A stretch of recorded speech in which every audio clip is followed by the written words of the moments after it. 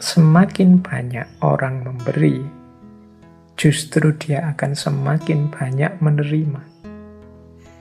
Kalau ini ya ilustrasinya, mudahnya mungkin teman-teman sering mendengarkan para ustadz, para kiai yang menceramahkan tentang justru orang-orang dermawan yang sering berbagi, bersedekah itu biasanya malah terus rezekinya tambah lancar, hidupnya tambah makmur. Dari mana? Kesediaannya berbagi. Ya logikanya sederhana. Ketika kita mau berbagi dengan orang lain, berarti kita berposisi sebagai jalannya rizki bagi orang lain. Semakin kita membuka diri untuk jadi jalannya rizki bagi orang lain, semakin Allah akan menitipkan rizki-rizkinya orang lain itu lewat kita. Semakin Allah percaya pada kita, ya tambah lewat kita terus, ya akhirnya ya kita kelewatan lebih banyak, biasanya terus tambah makmur. Jadi anggap saja kita ini talang yang kelewatan air terus itu kan selalu basah. Jadi semakin kita membuka diri sebagai jalannya rizki pada orang lain, ya insya Allah kita akan semakin banyak menerima. Allah semakin percaya kita sebagai wakilnya untuk membagi rizki pada yang lain. Itu logika sederhananya itu. Itu kalau tentang harta.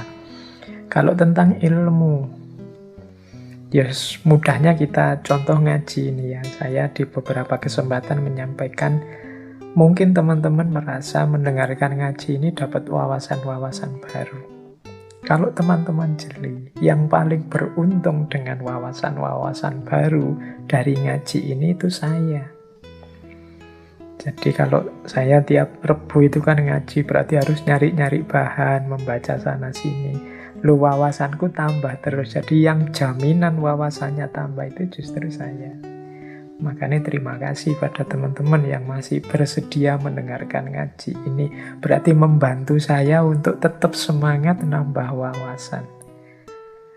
Teman-teman menganggap, wah Pak Faiz ini ikhlas ya berbagi ilmu. Kebalik, saya terima kasih kalian masih mau saya bagi. Memposisikan saya kayak talang tadi, kelewatan ilmu, akhirnya ya ilmunya mampir di saya malah jadi banyak dapatnya. Jadi semakin kita banyak memberi, justru kita akan banyak menerima. Memberi dan menerima ini kan pasangan yin dan yang. Dan dia saling mempengaruhi. Siapa banyak memberi, dia akan banyak menerima. Ya ndak cuma ilmu, ndak cuma harta, apapun itu.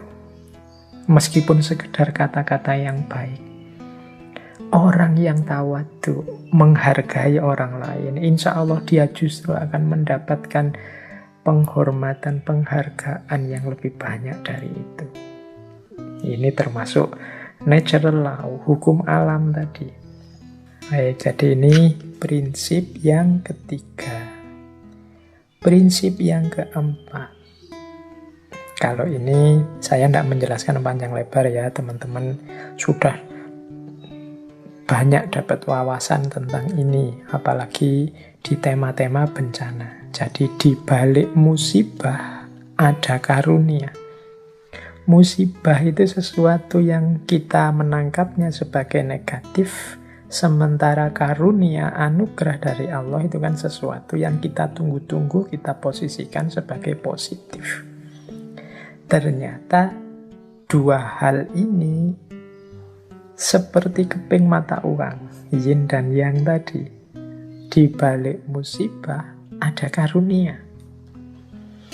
Kita diberi pandemi ini, sebenarnya hikmahnya, manfaatnya banyak luar biasa, kecuali yang tidak mau membaca dan memanfaatkan momen pandemi ini dengan segala dinamikanya. Ada sangat banyak karunia-karunia. Mungkin bagi banyak orang dengan musibah ini dia lebih dekat dengan keluarganya karena tidak boleh kemana-mana. Selama ini sibuk di kantor saja, sibuk kemana-mana kerja. Sekarang bisa dekat dengan keluarganya. Mungkin bagi orang tertentu musibah ini membuatnya punya banyak kesempatan untuk mengupgrade kualitas dirinya. Banyak kesempatan untuk muhasabah, introspeksi, banyak kesempatan memperbaiki diri.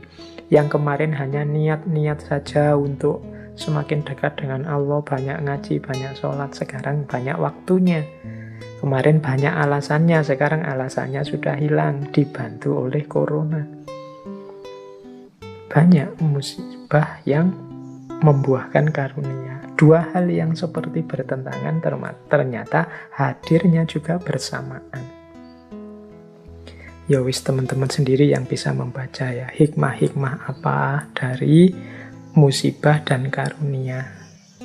Mungkin kita pernah ngalami drop dalam hidup, tapi justru drop itu jadi titik balik kita bisa bangkit lagi secara luar biasa. Teman-teman bolehlah membaca kisah-kisah para CEO besar, kisah-kisah orang besar. Itu pasti ada momen-momen beliau jatuh sejatuh-jatuhnya, tapi justru momen itu jadi awal kebangkitan setinggi-tingginya. Jadi di balik musibah ada karunia-karunia. Mungkin ada teman-teman yang kuliahnya sampai drop out, tapi justru karena drop out itu dia akhirnya hidup dengan tidak mengandalkan ijazah dan gelar, dan ternyata dia lebih sukses dari itu. Nah, itu juga ada. Dan lain sebagainya. Jadi contoh-contoh bahwa musibah ternyata di balik itu ada karunia yang luar biasa. Seolah-olah bertentangan, tapi kehadirannya beriringan. Ada juga prinsip pujian membuat terlena, celaan membuat waspada. Pujian ini positif, celaan itu negatif. Tapi kadang-kadang justru kebalikannya. Yang positif membuahkan hal negatif, yang negatif membuahkan hal yang positif. Jadi kadang-kadang orang itu begitu banyak dipuji, dia terlena. Padahal dia dapat yang positif, malah buahnya negatif. Tapi ada orang yang sebaliknya. Ketika dicela banyak orang, dia terus introspeksi, waspada, jadi semakin baik. Jadi mengalami yang negatif membuahkan yang positif. Mengalami yang positif tapi malah membuahkan yang negatif. Inilah lekak-lekuknya hidup. Maka teman-teman harus selalu waspada, selalu hati-hati. Karena hidup ini punya yin yang-nya sendiri. Kalau sering dipuji orang, pujian itu tidak menambah apapun pada kualitas kita. Tapi sangat mungkin justru membuat kita terlena dan tergelincir. Celaan juga begitu. Celaan itu kalau kita memang baik dan dicela orang, celaan itu tidak mengubah yang baik jadi jelek. Dan kalau kita jelek dan dicela orang juga, ya yang jelek tetap jelek, tidak jadi baik karena dicela. Jadi ini komentar orang dari luar. Celaan itu kita posisikan negatif, pujian kita posisikan positif.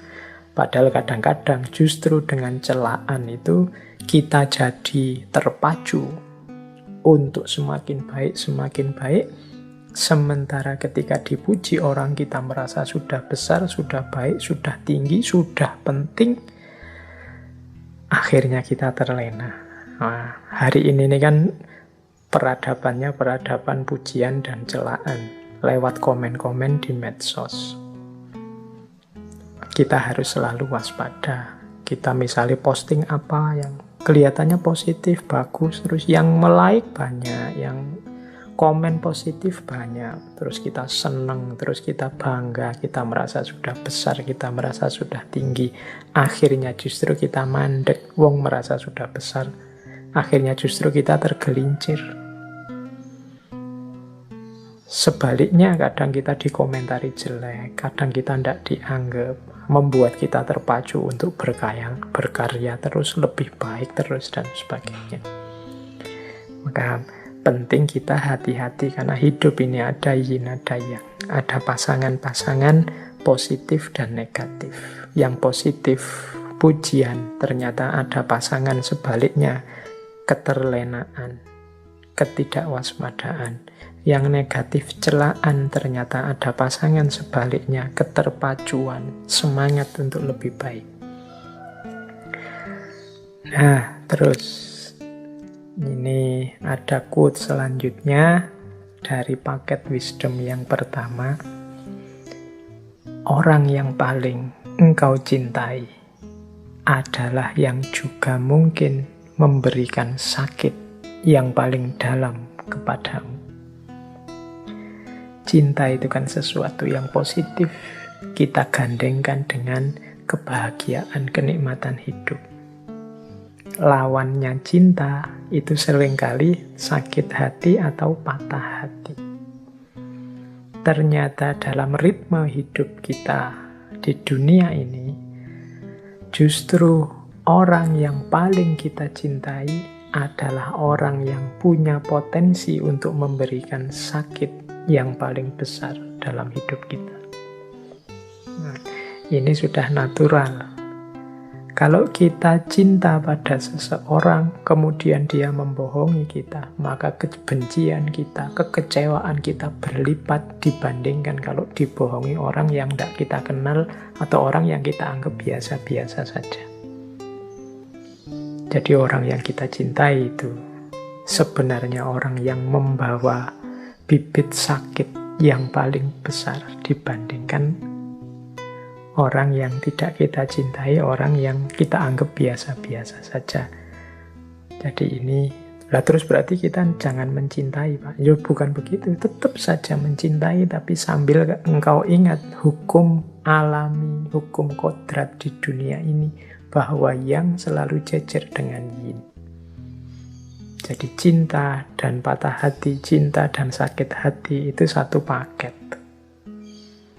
Kalau orang yang mencintaimu, menyakitimu, itu kan rasa sakitmu jauh lebih dalam dibandingkan orang yang tidak kamu cintai, apalagi orang yang kamu benci. Kalau ada orang yang kamu benci terus mencacimu, menjelek-jelekkanmu, engkau kan biasa saja. Mungkin engkau bilang, alah peduli amat, biar aja, dia memang begitu, karena memang engkau sudah benci. Tapi kalau orang yang engkau cintai melakukan hal yang menyakitimu, kalian kan tidak bisa bilang, biasa saja. Tidak. Karena engkau cintai, maka sakitmu lebih dalam.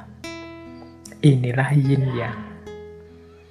Makanya tadi, siap-siaplah menghadapi yin dan yang, pasangan-pasangan dalam hidup. Kalau kita ngerti rumusnya, mungkin sakitnya tidak sedalam itu. Oh iya sih, mengapa ya kok rasa sakitnya sedalam ini? Nah, jawabannya berarti mungkin karena memang aku benar-benar mencintainya.